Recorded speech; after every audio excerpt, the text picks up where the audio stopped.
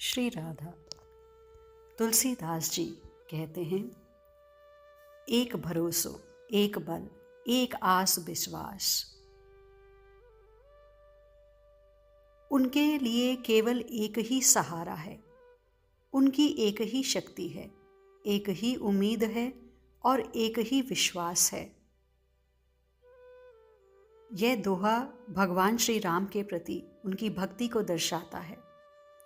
जिस प्रकार चातक पक्षी केवल स्वाति नक्षत्र के जल पर निर्भर रहता है, उसी प्रकार तुलसीदास जी भी अपनी सारी आस और विश्वास श्री राम पर टिकाते हैं। वह श्री राम को घनश्याम मेघ के समान मानते हैं, जिससे सभी को सुख और समृद्धि मिलती है। एक भरोसो, एक बल, एक आस विश्वास, एक राम घनश्याम हित, चातक तुलसीदास। अत्यंत ही सुंदर भाव है इसमें तुलसीदास जी का। एक समय की बात है, एक व्यक्ति आए और कहते हैं कि मैं विरक्ति की दीक्षा लेना चाहता हूँ। महात्मा जी के पास आए और ये कहने लगे। अब महात्मा जी ठहरे विरक्त, तो उन्होंने कहा कि देखो, कोई विवाहिता विधवा के पैर छू रही है और विधवा उसे आशीर्वाद दे रही है कि जा, तू मेरी जैसी हो जा। तो महात्मा खूब हंसे और बोले कि भाई, हम तो चाहते हैं कि सब महात्मा हो जाएं, और अगर नवयुवक तुम्हारे मन में ये वैराग्य की भावना आ ही गई है, तो फिर विलंब किस बात का। देखो, इस जीवन का कोई भरोसा नहीं है, इसलिए जब मन में आए कि मैं भगवान के सन्मुख हो जाऊं, तो तुरंत हो ही जाना चाहिए। अब उस युवक ने पूछा कि महात्मा जी, मैं विरक्त तो हो जाऊं, परंतु कल को मेरा मन बदल जाए, फिर इस मार्ग को छोड़ने का मन करे, तब। तो महात्मा जी बोले, संशय साधना में हानिकारक है। संशय के बादल सूरज को ढक सकते हैं, पर तुम इस बात को समझो कि एक बार भगवत सन्मुख हो तो जाओ, फिर उसके बाद भगवान तुम्हें संभालेंगे। संशय मत आने दो, अपने विश्वास को दृढ़ करो, भगवान पर छोड़ दो। तुम काहे परेशान होते हो, काहे अपनी चिंता करते हो, तुम तो बस चिंतन करो। जब शरणागति ले लोगे, तब मन की स्थिति ऐसी थोड़े ही रहेगी। अब एक बात बताओ, जब विवाह हो जाता है तो लड़की का मन, बुद्धि और अहंकार सब कुछ बदल जाता है कि नहीं? उसका अंतःकरण बस पतिमय हो जाता है कि नहीं? क्या लड़की कभी चिंता करती है कि कहीं ये मेरा मन बदल गया तो? नहीं, उसे भरोसा है और वो आजीवन पतिव्रता रहकर ससुराल को ही अपना मानने लगती है, मायका भुला देती है। ऐसे ही जितना भरोसा मन पर है कि ये बदल गया, तो ऐसे ही ये भरोसा भी रखो कि भगवान की कृपा से भगवत शरणागत होते ही मन की वृत्ति भी बदल जाएगी। हाँ, अगर किसी की नहीं बदलती तो दोष साधक में है कि तुमने भगवान की शरणागति ली ही नहीं, किसी और की शरणागति ली है।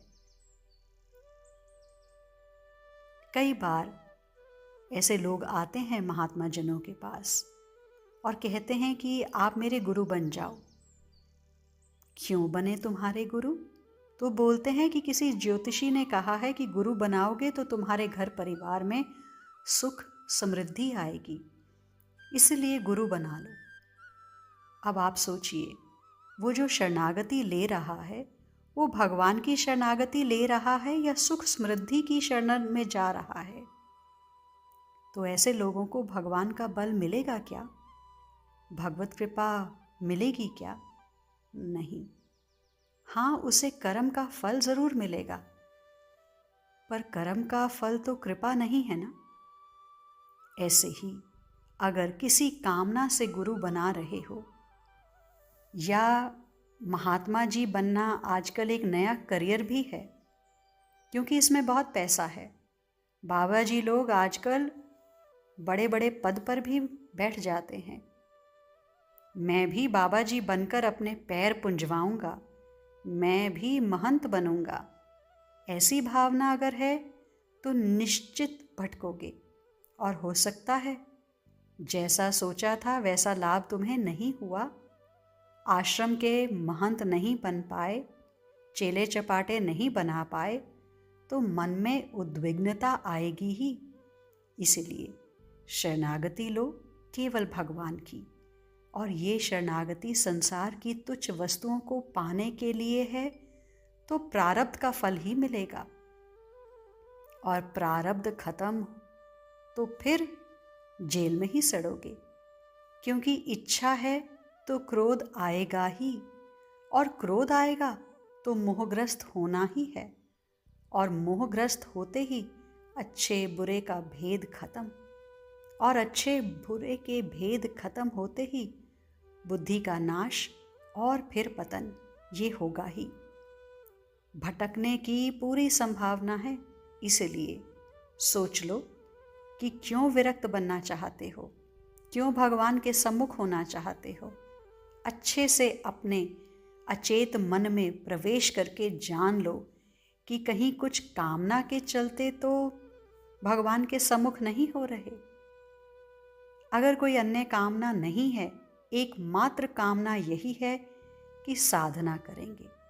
मनुष्य जन्म भगवान को पाने के लिए मिला है, तो बस उस लक्ष्य को प्राप्त करके ही रहेंगे, भगवान को पाएंगे, खूब भजन करेंगे, सेवा करेंगे। इसी मार्ग में ही परम शांति है। ऐसी भावना है तो पक्का मानो भगवान के साक्षात्कार होंगे ही। विश्वास करो, बस संशय को त्यागो। एक बार की बात है, एक महात्मा, उन्होंने बनारस में रासलीला देखी तो हृदय में कृष्ण प्रेम भर गया।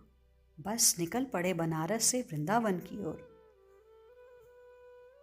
सच्चे सुच्चे महात्मा जो होते हैं वो पैसे नहीं रखते अपने पास, तो बिना टिकट के ही ट्रेन में बैठ गए। अब टीटी आया, उसने कहा भाई टिकट दिखाओ, तो महात्मा जी चुप। अब वो टीटी बोलने लगा कि तुम लोग ऐसे ही होते हो। बड़ी खरी खोटी सुनाई। अब महात्मा जी चुपचाप सुनते रहे, क्योंकि टिकट तो थी नहीं। तभी एक सज्जन व्यक्ति वहाँ बैठे थे। उन्होंने टीटी को कहा, मैं देता हूँ इन महात्मा जी का पैसा, टिकट बनाओ आप। उस सज्जन को देखा तो लगा जैसे कन्हैया ही हैं। हर जगह कितना ख्याल रखते हैं वो अपने शरणागत का। मथुरा में उतरे महात्मा जी, वृंदावन आए तो कुछ पता नहीं कहाँ जाना है। गर्मी थी, धूप में चला जा रहा नहीं था, कहाँ जाना है इसका भी कुछ पता नहीं। तभी एक छोटी सी बच्ची, अत्यंत सुंदर बच्ची, ऐसी प्यारी बच्ची कभी देखी नहीं, वो बच्ची आई और आकर बोलती है कि वो बाबा तुम्हें बुला रहे हैं। और जब महात्मा जी उन बाबा के पास पहुंचे तो वह बच्ची गायब। चारों ओर खोजा पर कहीं नहीं मिली।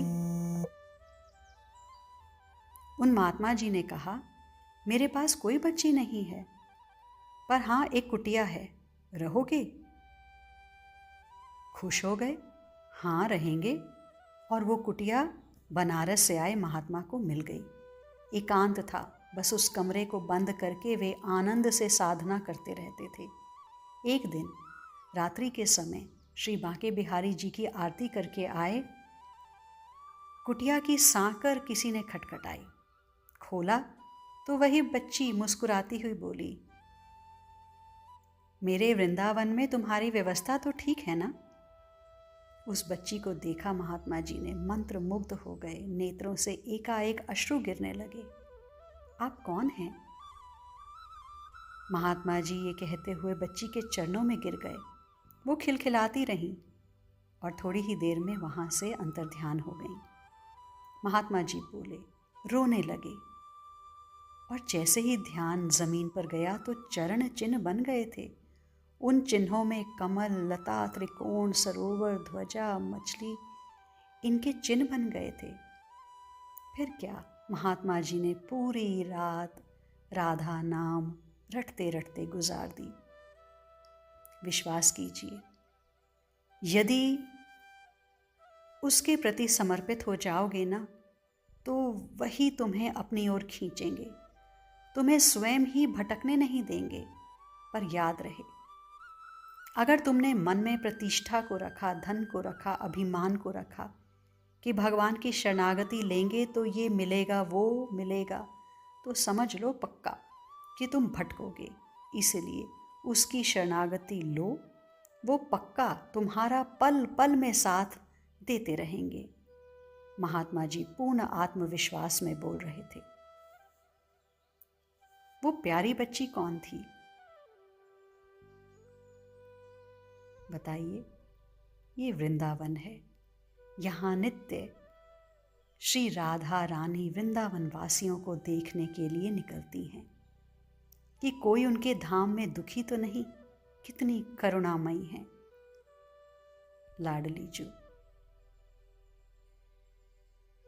सहज स्वभाव पर्यो नवल किशोरी जो को मृदुता, दयालुता, कृपालुता की राशि हैं।